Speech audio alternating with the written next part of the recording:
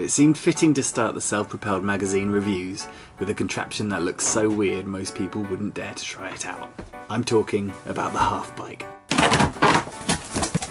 It arrived in a box with a logo designed to perplex your girlfriend. Inside, the thing was partly assembled, and at first glance it wasn't immediately obvious how to finish off the build. Luckily, the Halfbike website not only looks great, but comes with a comprehensive support page with answers to all of your questions.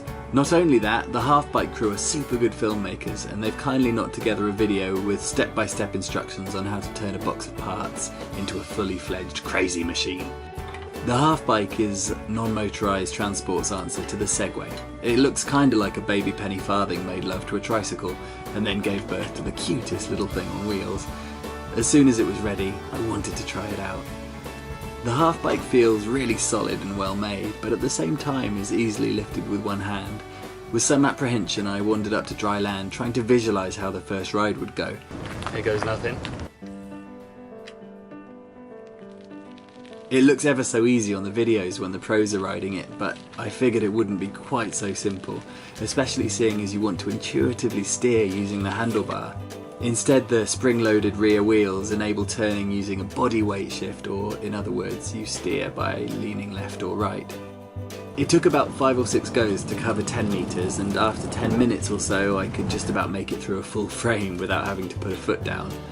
It's worth noting that if you decide to teach yourself in a public place, the process will be much slower purely because people will stop you for a chat and then inevitably ask for a picture.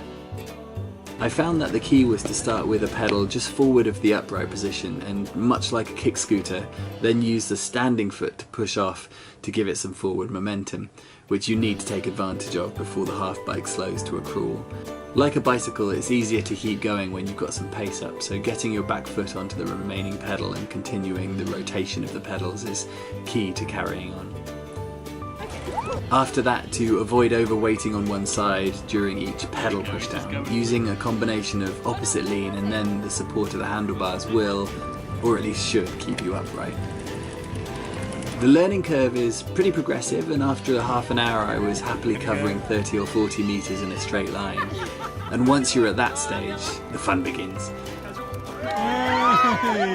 The beauty of the Halfbike, and the attraction you get from watching someone who can actually ride it well, is the fluidity of the movement which leaning into a turn gives you. Once you're up and running in a straight line, try turning, first small and then with a bit more pressure. The sensation when turning is that the Halfbike is always about to fall over, but actually the springs allow quite an angle before all hope is lost.